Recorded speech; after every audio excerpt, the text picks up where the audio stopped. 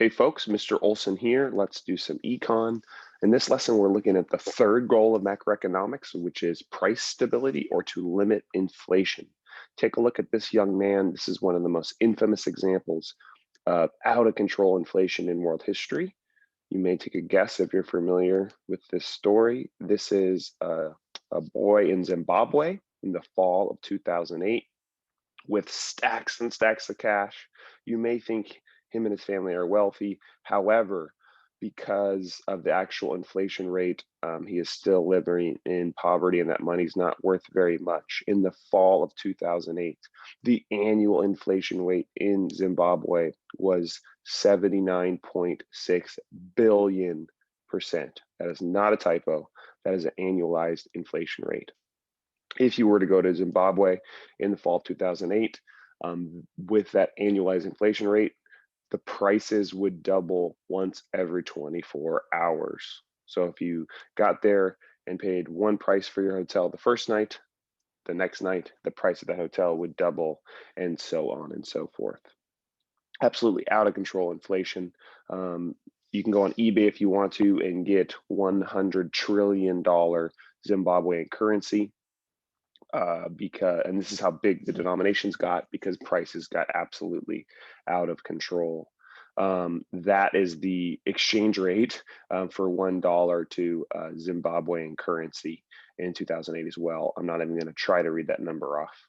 Okay. More recently, in the 2010s, we saw Venezuela experience out of control inflation in 2018, reaching over 1,000,000% annualized inflation. This is from The Guardian in 2018, showing the stacks of cash required to buy one chicken. Now, these are extreme examples of out of control hyperinflation caused by dictatorial governments simply printing too much money, right? So these are extreme values, are extreme examples of inflation, but inflation is actually common everywhere. Those are just really, really extreme examples. So what is inflation? Well, it's a general rise in the price level that reduces the purchasing power of money. So over time, even in really healthy developed economies, prices are slowly going to go up over time. Okay? For example, it takes $2 today to buy what a dollar bought in 1987. It takes about $6 to buy what a dollar bought in 1970. And it takes about $24 to buy what $1 bought in 1913. Okay. And the key idea here is that when inflation occurs, each dollar of income will buy fewer and fewer goods than before. So that's the idea of the purchasing power decreasing. Now, you may be asking yourself, okay, well, is inflation good or bad? Well, like when we ask that question in economics, the answer is usually it depends, right? It depends on who you are, right? Now, in general, rampant inflation, like in Venezuela or Zimbabwe, is just bad for everybody, bad for the whole society. Banks aren't going to lend because they can't anticipate a return with inflation rates that high. People aren't going to save. Investment's going to decrease. And GDP is going to decrease, and there's sort of high costs for everybody. Okay, so rampant inflation is bad, but we have to balance this out with other price stabilities, right? So if we focus on lowering inflation too much, then you can end up with deflation. And what's deflation? Well, deflation is a decrease in price levels. It's a negative inflation rate, and that's bad because people are going to hoard money. Why buy a new car now when if you know prices are going to drop, you would wait to spend, right? So deflation is also really, really bad for the economy. Okay, so we have to balance those two things out. And deflation is going to decrease consumption and GDP. Another term to watch for this will be disinflation, which is when prices are still increasing but at slower rates. So if the inflation rate was 4% and then it decreased to 2%, that would be disinflation. So prices are still increasing, but at slower rates. So for most students, it's intuitive to think about who's helped and who's hurt by inflation. So go ahead and pause this slide, read each of these 5 examples. And if there's unanticipated inflation in that economy, I want you to predict and analyze who's going to be helped and who's going to be hurt. Okay, number 1, a man who lent out $500 to his friend in 1916 gets paid back in 2015. He is hurt by inflation because the purchasing power of that $500 is way less than it was when he lent it to his buddy in 1960. Number two, a tenant who's charged 850 bucks, who is who charged a tenant who's charged 850 bucks in rent each year is going to benefit from unanticipated inflation. An elderly couple living off of fixed income is going to be hurt by inflation. A man who borrowed $1,000 and returned it in 2014 is going to be helped by inflation. And a woman who saved $500 by putting it under her mattress is going to be hurt by inflation. So based on those examples, you can probably see the categories of people who are helped and hurt by inflation. Lenders are going to be hurt by inflation. If you lend out money and charge an interest rate to do it, you're going to be hurt by inflation because that inflation is going to erode your return on those savings. People like my mom with fixed incomes on Social Security, they're going to be hurt by inflation because their cost of living is going to rise and their income is not going to move with it. People who save their money are going to be hurt by inflation. If you save your money for years and years and years and you have unanticipated inflation, the value of that savings that you work so hard to save is going to decrease. On the other hand, some groups in society are helped by inflation. Borrowers are helped by inflation. So if you take out money over the next 4 years to buy some student loans, to borrow money for college and use student loans, and there's unanticipated inflation, then the value of that money you're paying back is going to be less than it was at the time that you used it. Occasionally, a business where the price of the product increases faster than the price of the resources can also benefit from inflation, although generally businesses get concerned about inflation because it creates a lot of uncertainty. Businesses don't like uncertainty. The nominal wage is the wage measured by dollars rather than by purchasing power, and then real wages are wages that are adjusted for inflation. So way independent of this class, if you're ever out there negotiating a wage, always take into account inflation. If there's inflation, you got to ask your boss for a raise because otherwise, even earning the same amount of money can actually be an effective decrease in pay if you adjust for inflation. So that's a super important concept for you to use throughout your life. Always make sure you pay attention to what your real wage is, not just your nominal wage. This is a timeline showing inflationary and deflationary periods in US history. Throughout the 20th century, prices were much more volatile. We're now in a period in the early 21st century of much more stable inflation. And a lot of times the central banks have a target inflation rate of about 2 or 3%. And in the US, we have not hit that for a while. So how are we going to actually measure inflation? Okay, there are two different ways we're going to look at it over time. The first is the inflation rate, which is the percentage change in prices from year to year. And the second way are price indices. Price indices are index numbers that assign each year a value, and they show how much prices have changed relative to a specific base year. Okay, so for example, in 2017, the US inflation rate was 2.1%. Right? That's an annualized inflation rate. Whereas here's an example of a price index, and we're going to break this down in today's lesson. The consumer price index for 2014 was 235 with a base year of 1982. Whoa, what does that mean? All that means is that prices have increased 135% since 1982, right? Because the value of the base year is always going to be 100. So if the index is 235, that means that there's a 135% increase since 1932. So that's going to give us more sort of complex chained information over time than just a particular annualized inflation rate. So the most commonly used measure index number to measure inflation is going to be CPI. And like I said on the last slide, the base year is going to be given an index of 100, and then we're going to compare each year to that base year with a different index number. And here's how you calculate it. You take a basket of goods. So it's the consumer price index. So the government selects a weighted common basket of goods that a typical consumer would buy. And they take the price of that market basket, divide it by the price of the market basket in the base year, and multiply it by 100. All right, so what's a simplified example of this? Let's say the market basket was a pizza and a movie. And in 1997, those were the prices. So the total market basket in 1997 was 20 bucks. And the index is always going to have a base year of 100, right? Because the price in the current year is 20 divided by the price of the base year is 20 times 100, it's going to be 100, right? And then let's compare that to 2009. So if a movie was now 8 bucks and pizza 17, then the total price of that market basket was 25 bucks. So the next question is, well, what's the actual index? You can use the equation, or you can just think about it in your head. It's up to you. The answer is 125. And that tells us that there was a 25% price increase between the years 1997 and 2009. Okay. So that's an example of how the CPI is calculated. What is actually in the real CPI? So the CPI is indexed with hundreds of items that the average household buys, and all those items are weighted based on typical households. So this is a common, a recent breakdown by the US government in terms of what goes into the CPI. So housing costs, transportation, food and beverage, medical care, recreation, and so on and so forth.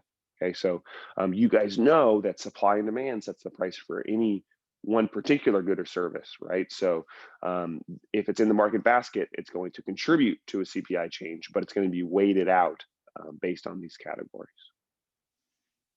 And not all price changes are equal. This is a pretty interesting diagram that shows what's happened from 1998 to 2018 in terms of price changes. Some things have gotten cheaper, others have gotten much more expensive.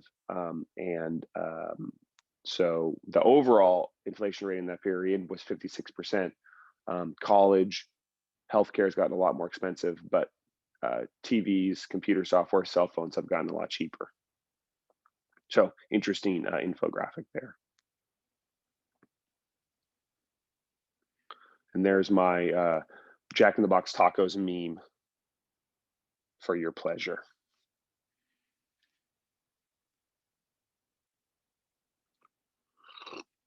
Okay, nothing's perfect, right? We like talking about how helpful these indicators are and what they can do for us, but on the other hand, nothing's perfect. So there are three main problems with the CPI. The first one is substitution bias. So if prices increase in that fixed market basket, consumers are smart, right? And they may buy less of that and buy more substitutes for it. So the CPI could actually be higher than what consumers are actually really paying, right?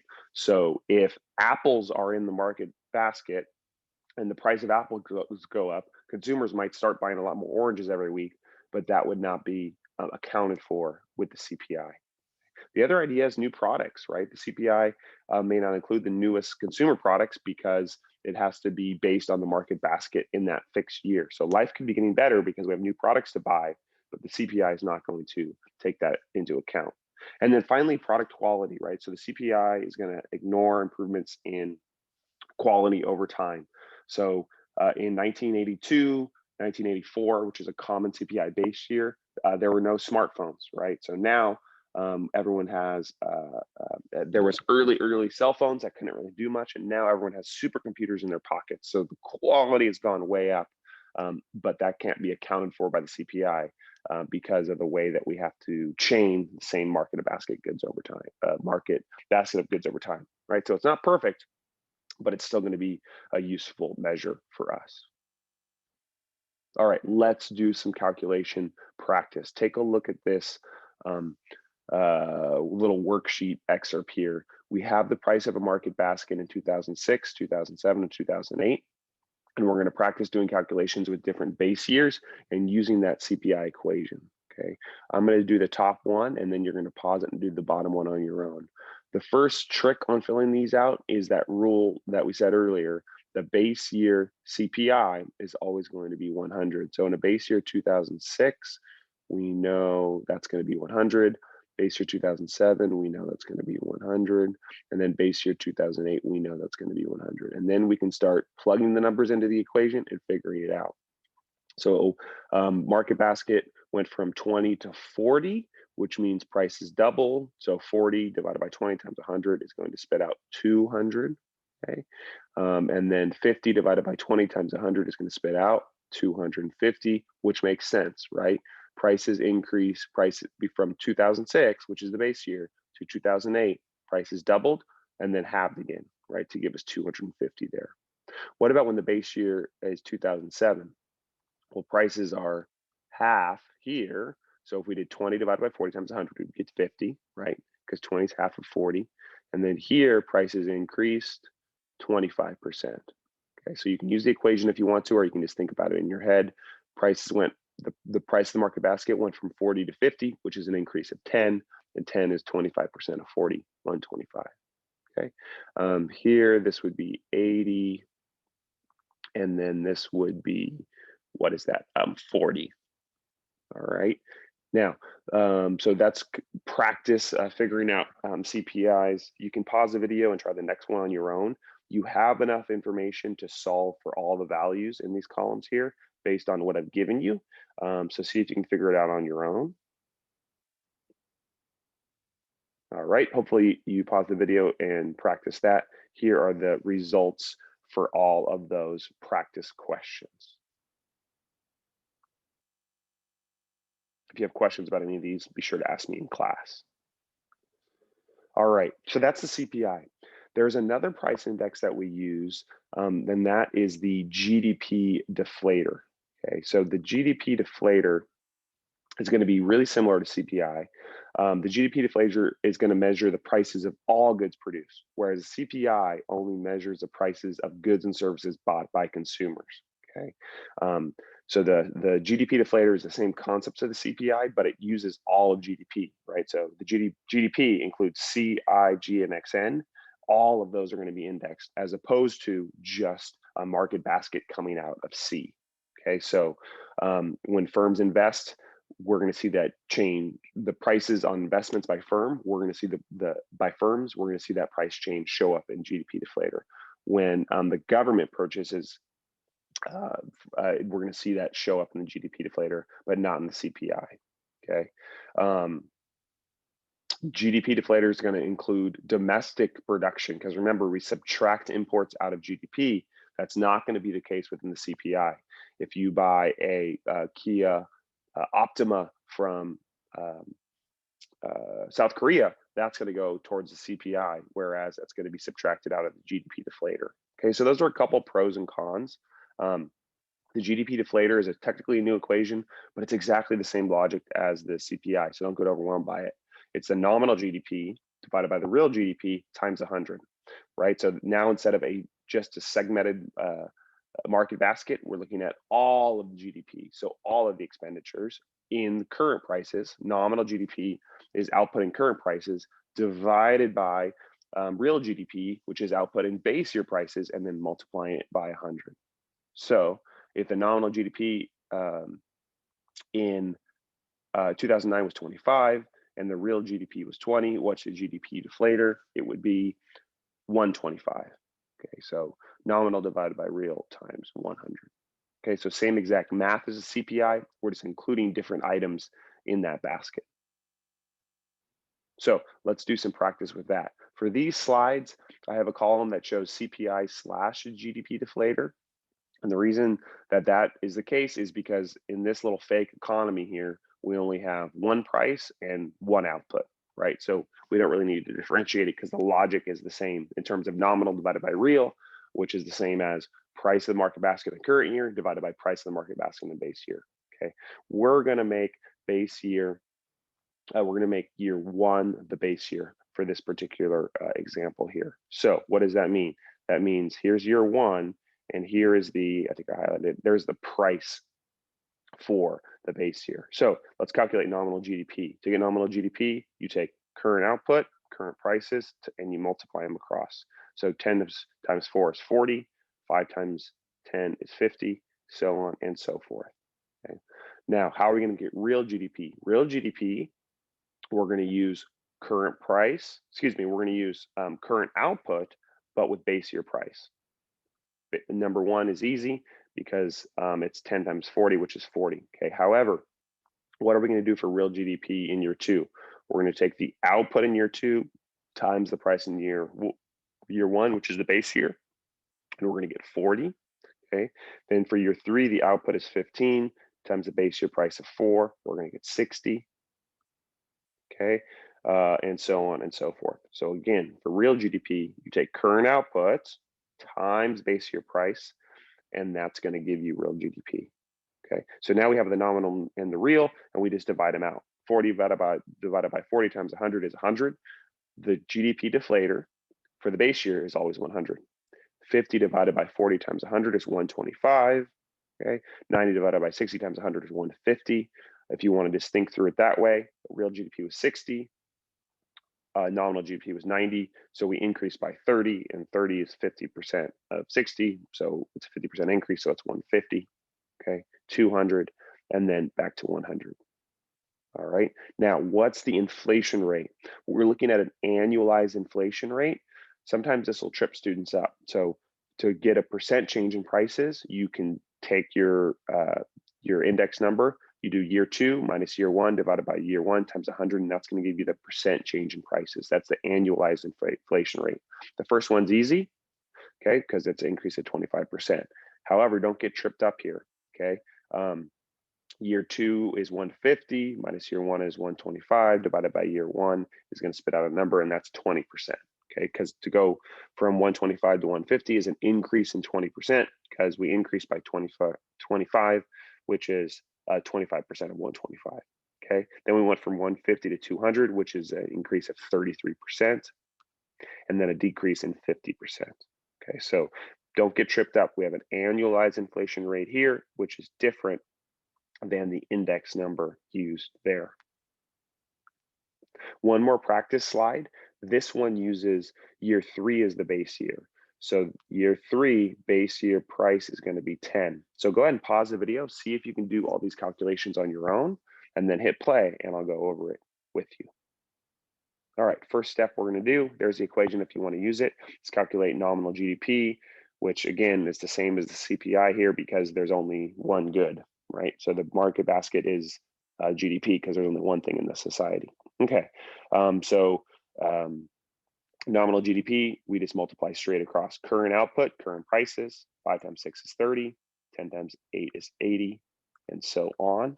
Then for real GDP, we're going to take that base year price of 10 and then multiply it by the current output. So year 1 output was 5 times 10 is 50, 10 times 10 is 100, 10 times 20 is 200, 10 times 40 is 400, and 10 times 50. So year 5, real GDP, current output, base year price, multiplied together equals 500. Okay, so we have the nominal and the real, so now we can get the CPI. Nominal divided by real times 100, so 60. Notice how, again, in that base year, CPI is, or GDP deflator is always 100. Okay, so if that doesn't come out, then you made a mistake.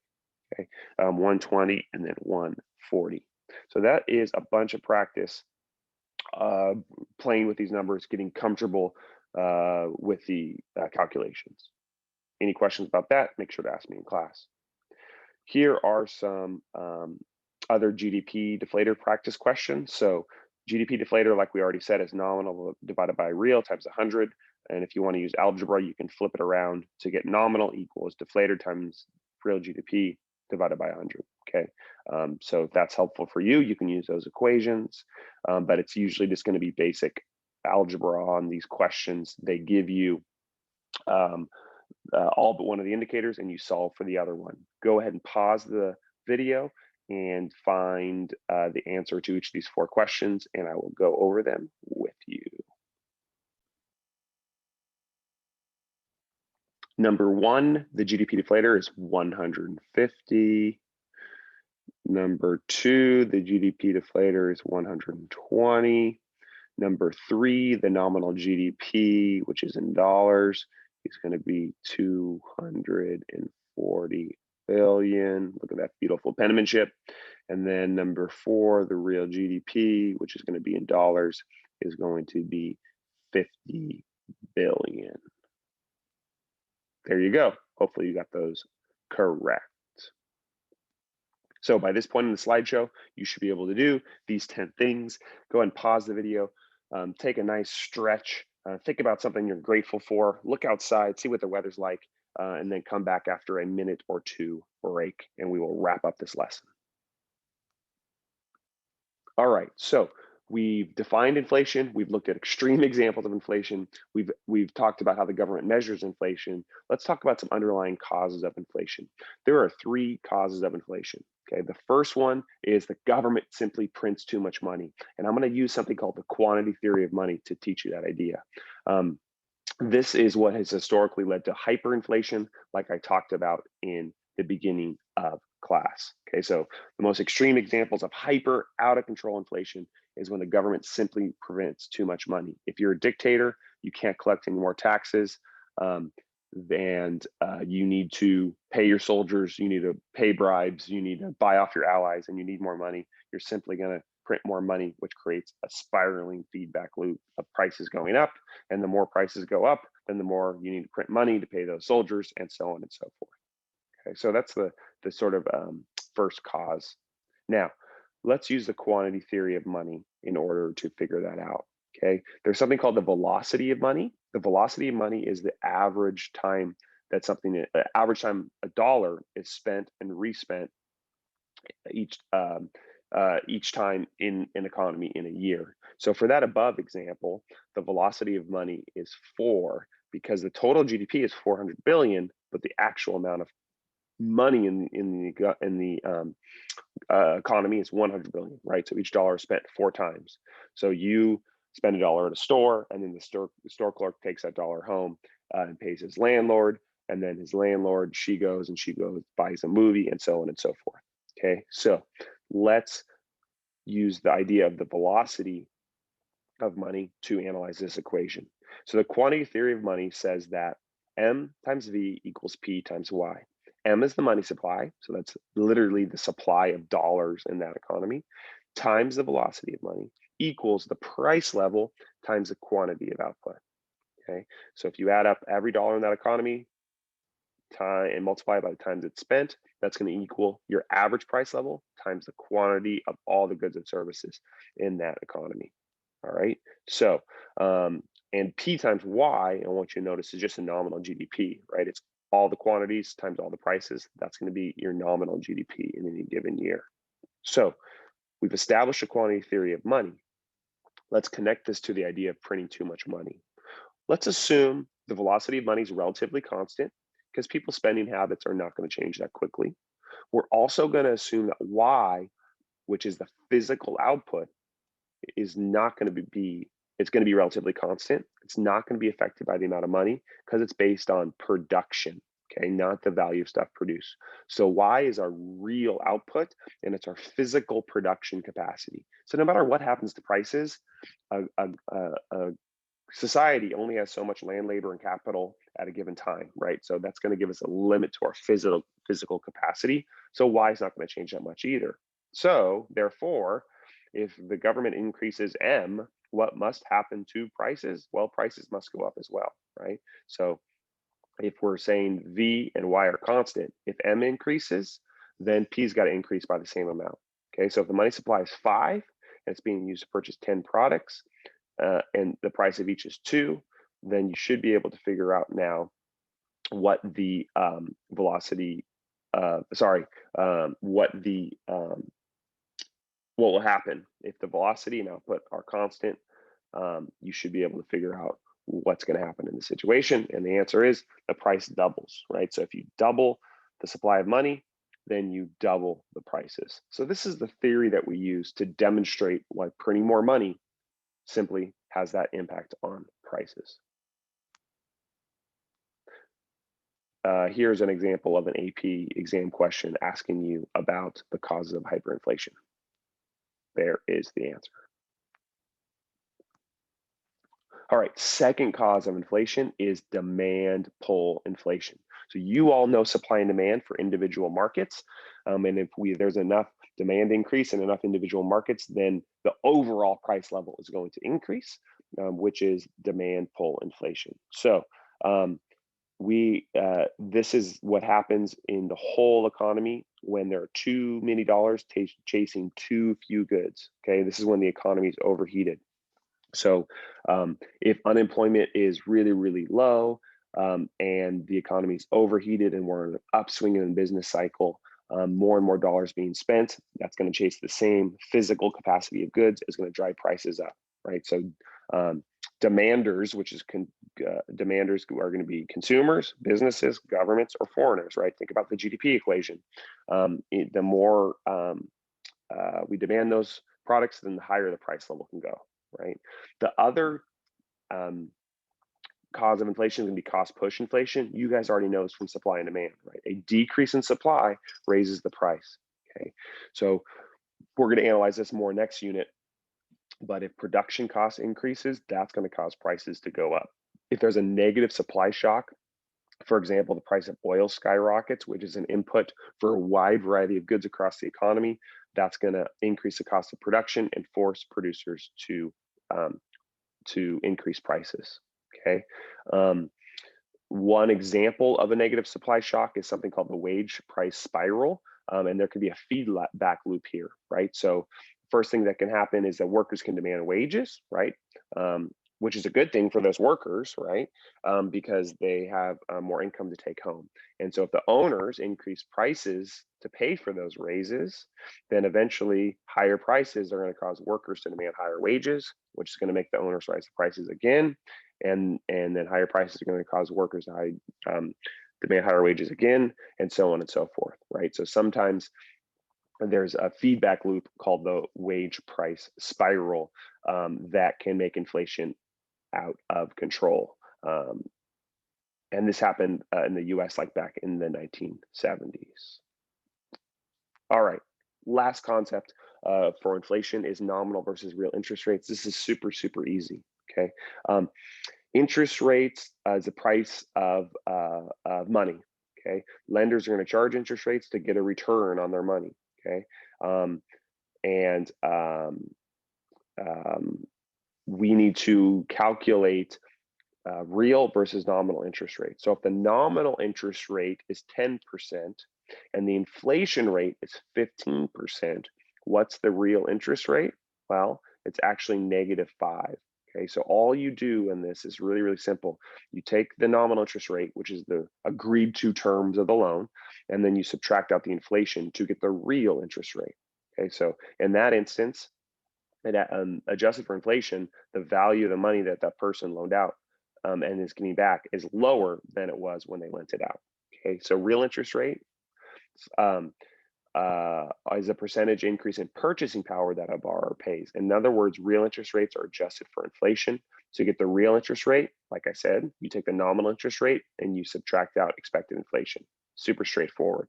The nominal interest rate is a percentage increase in money that the borrower pays, not adjusting for inflation.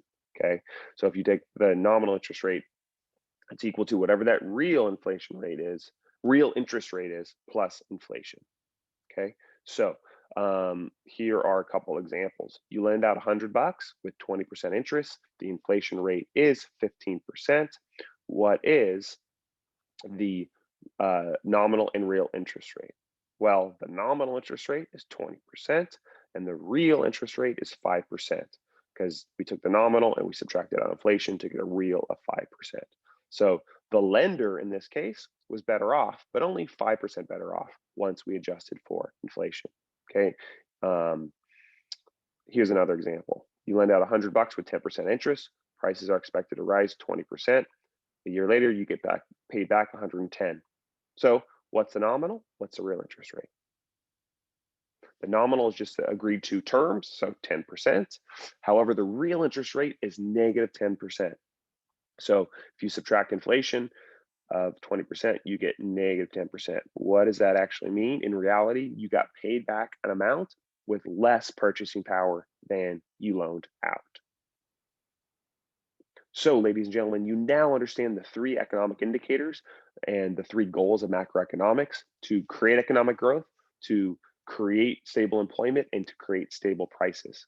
Okay, and as we move forward in the course, you're going to understand how the government can pull different levers to adjust those. Okay, and focusing on one indicator too much is going to have unintended consequences. So if the government focuses on preventing inflation too much and they slow down the economy, then we have really, really high unemployment. On the other hand, if the government focuses too much on limiting unemployment then the economy can be overheated and we'll have inflation. So the goal of modern macroeconomics is to balance those indicators out. These are kind of some rules of thumb here, although like we've talked about this unit, these numbers are changing quickly in terms of what's acceptable, including on the inflation front. But these are kind of good rules of thumbs. The economy is in good overall shape if unemployment is at 6% or less, inflation is between 1 to 4%, and GDP growth is between 2.5% and 5%. Okay, we get into the worry range if unemployment gets above 6% in that 6 to 8% range, inflation gets above 5%, and GDP growth gets below 1%. We're in really, really serious concerns if unemployment, say, for example, gets above 8.5%, inflation gets to 9% or more, and then GDP growth gets 2.5% or less. So these are kind of some numbers to watch as you guys are consuming the world and analyzing, hey, how healthy is our economy? Thanks for listening. Enjoy the rest of your day.